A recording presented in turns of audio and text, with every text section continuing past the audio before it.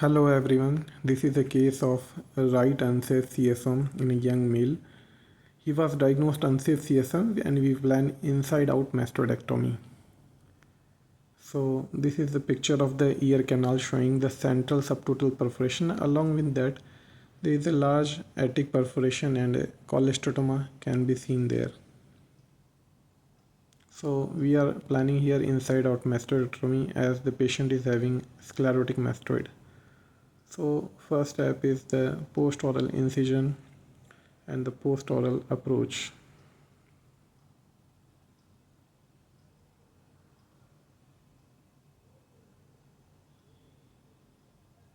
So this is an incision over the periosteum.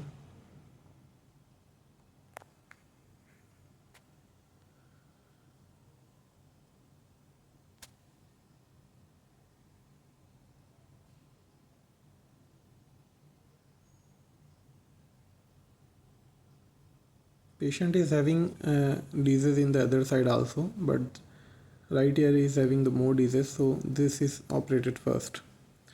So here we encounter an unusually large handless spine and little bit deep than the normal position. So after doing the posterior metotomy, we will excise this unusually large handless spine. Little bit drilling will be done first.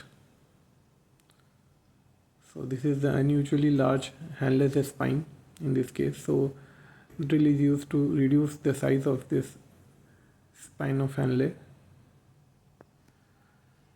So now we are doing the posterior metotomy.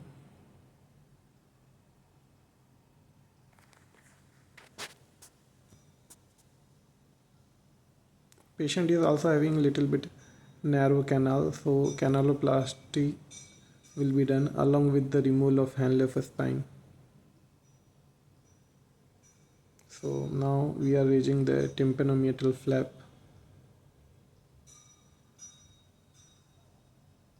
We can see the subtotal perforation in the middle ear.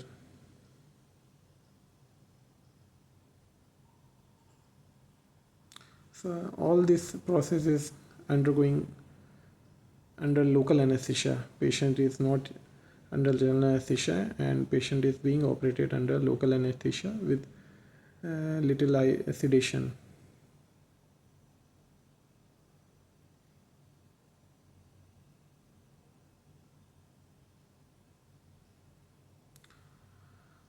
So after we raise the tympanomeatal flap, now we will go for canaloplasty. So the remaining portion of Henle's spine is drilled out. Along with we do the canaloplasty. So here our aim is to remove the canal wall from inside out. So we will start drilling at the posterior superior quadrant of the bony canal.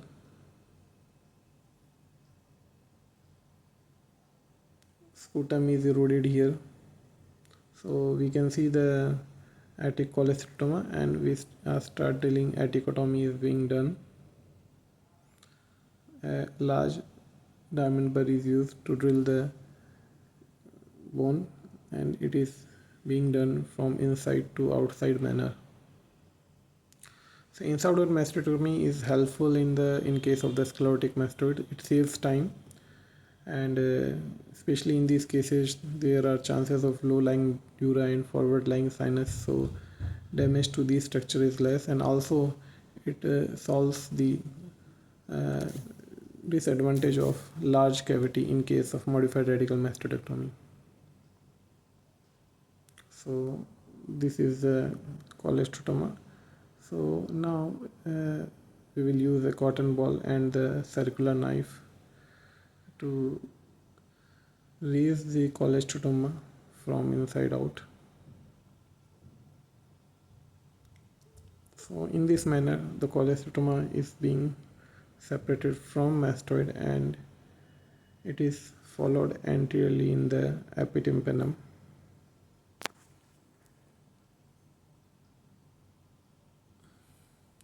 A little bit bundling is being done to see the posterior extent of the cholesteatoma.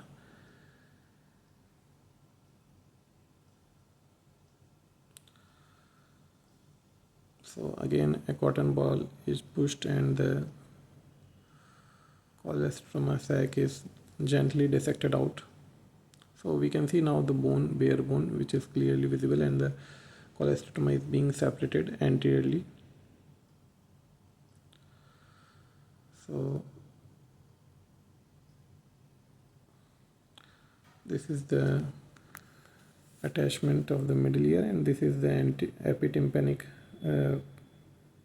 part which is being separated.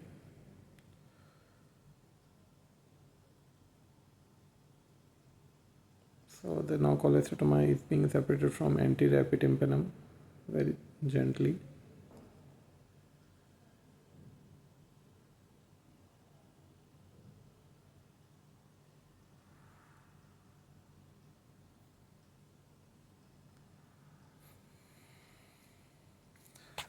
Here the malleus incus has been eroded and only the malleus, some part of the malleus is present. Stapes suprastructure is absent. Only stapes foot plate is present, which is covered by cholesteatoma. So this part, the sinus tympani, is very notorious for recurrence. So now we are removing the cholesteatoma and the remaining part of the the malleus.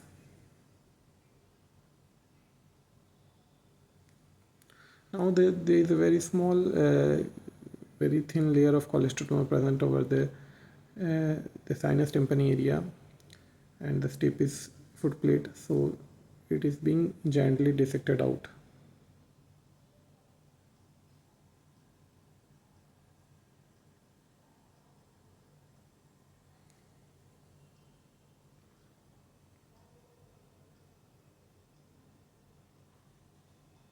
Care should be taken not to injure the facial nerve.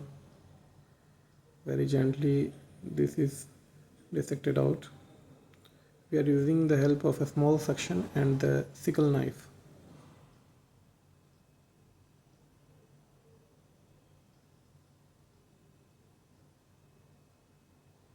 So this is clear from the stapes foot plate and sinus tympani.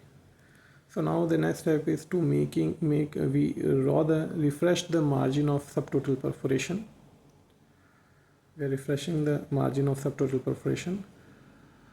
Our next step will be to take the temporis fascia and tragal perichondrium, tragal cartilage, and then the reconstruction of the canal wall and tympanic membrane reconstruction. So now the next step is to harvest the temporis fascia.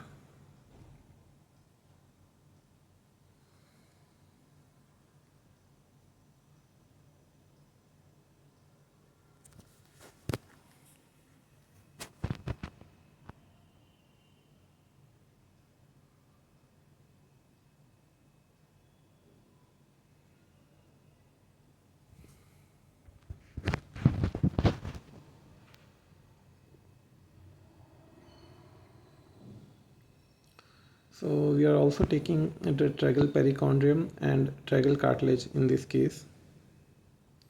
So this is tragal perichondrium harvesting.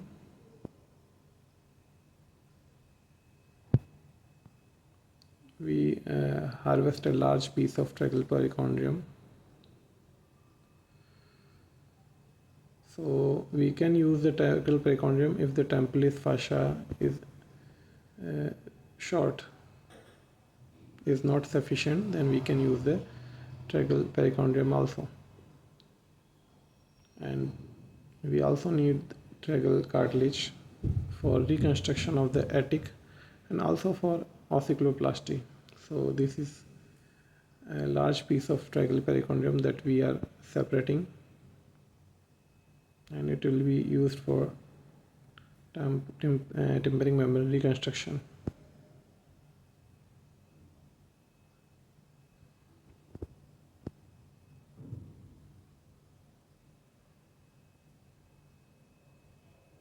So this is a piece of the tragal cartilage we are using we will use it for the attic reconstruction and for type 4 ossiculoplasty. So this is the reconstruction of attic done by a piece of tragal cartilage.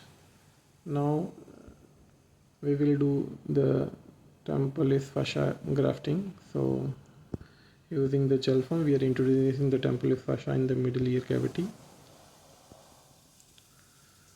Then so